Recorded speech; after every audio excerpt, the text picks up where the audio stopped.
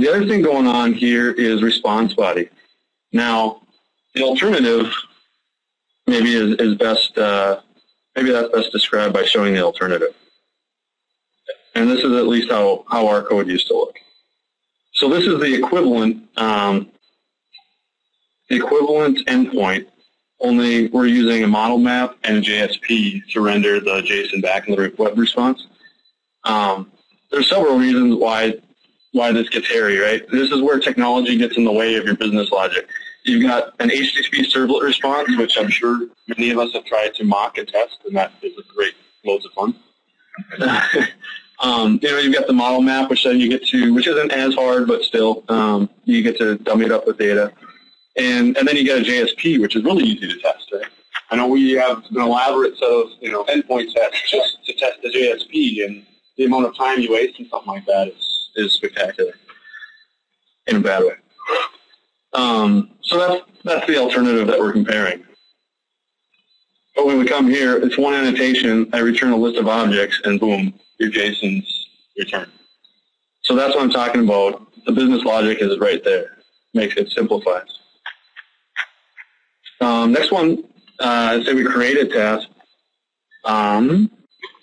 We've got a few things going on here. One, I said request method post. And then a new thing that we actually are just starting to consume now, it's called the consumes attribute. And so that allows us to say, this endpoint will only take JSON in, or XML, or whatever MIME type you want to use. I've picked JSON because we do a lot with it. So I'll flip back over to Fiddler, and if I pull a post request to version 1 of the tasks endpoint, now it's the same URI. Here's where we go RESTful, right? Only at the post, meaning we're going to create a resource. And here's my resource I'm going to create. So I've got a JSON payload, and I'm telling, hey, I'm telling you, I'm sending content type application JSON. So when I do that, we get a 201 back because it was created.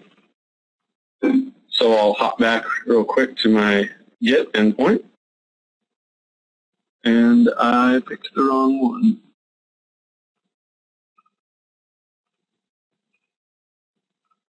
There we go. And I think I said go to the meeting is my new one, I believe. And so now it comes back in our list, and we have 10.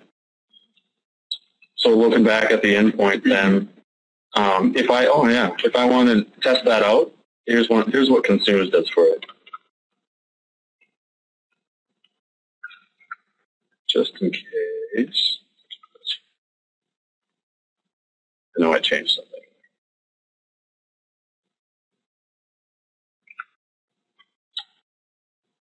So if I try and say I'm going to create a new task, but I'm going to use application text, which is not right, Spring takes care of the appropriate HTTP response for us. So 415 is, what is that one again? Unsupported media type.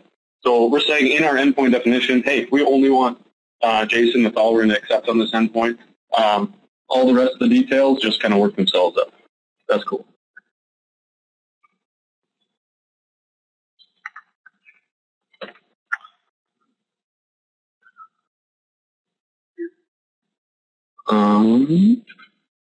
The other thing of note is the request body annotation.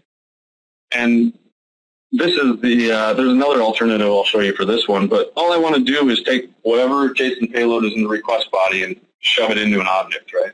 Your basic web service serialization. Well, what we did before, go back to my previous, to get the same thing done, and you can simplify this by pulling out some of the Jackson code into a helper library, but it still doesn't get away from the fact that in your controller method, I have to take the request input stream, give it to a object mapper, because we use Jackson, there's other ways to do it, to get my task class, and then I can do my tiny little bit of business logic right down there.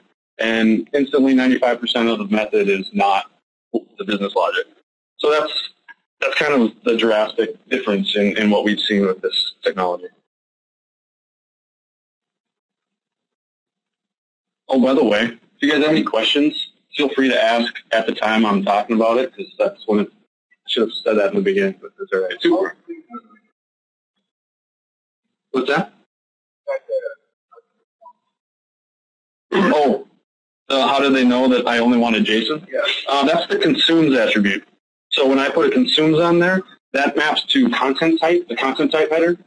And then the next thing we'll talk about is that there's a mapping for the accept header too. So it's what I'm giving you and what I'm getting back is what we get to configure now through an attribute on the endpoint. I'm sure I would be surprised if you could, yeah, it's a string array, so you can give it a whole list of possible content types.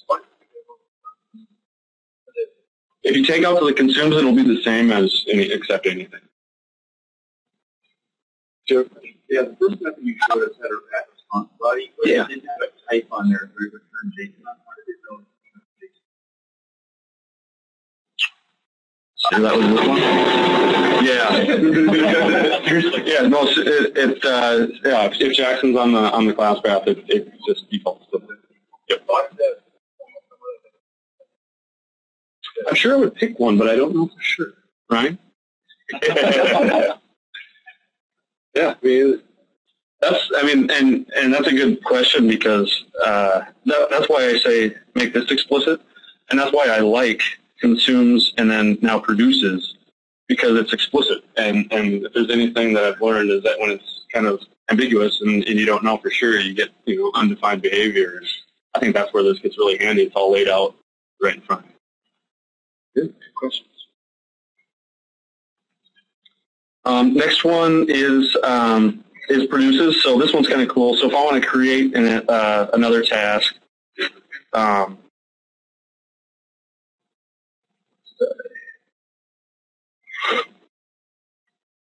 sorry, I'm going to jump down to this one. Actually getting a individual task is a little bit is a better example. So now that I've got a list someplace, all right, so I'm going to grab one of these IDs and then go to V1 tasks and then the task ID. So it's a get, which means I don't want that. V1 tasks and then my task ID without the task ID equals.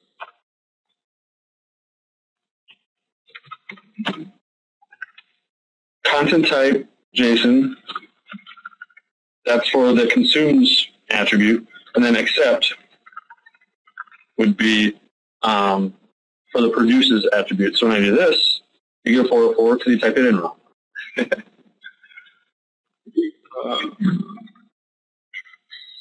V1 tasks, get.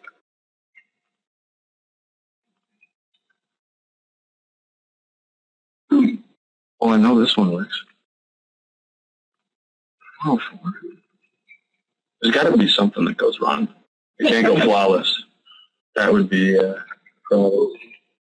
Yeah, there are.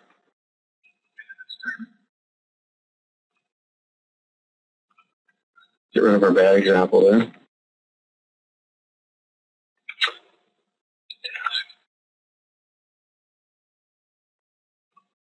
Hit the get. Most to V1 tasks.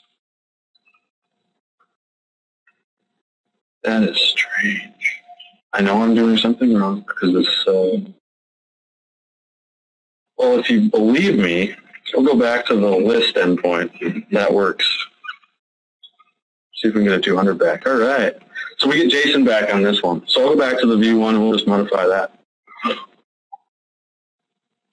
So here, if I say replacement, oh, not that one. In my request mapping, I want to say that this produces JSON and only JSON.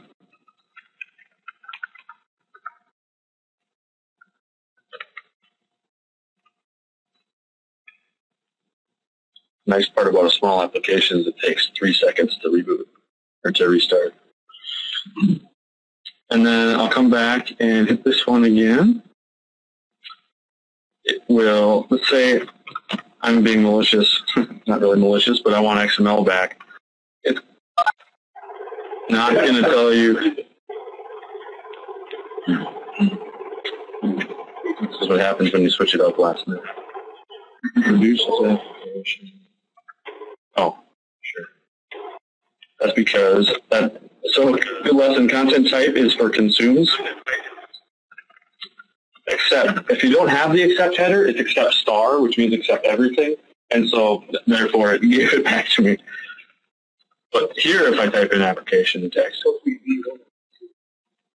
V1. I went back and my other, I don't know why my other endpoint wasn't working. Maybe it was supposed to be V2, but we'll get there.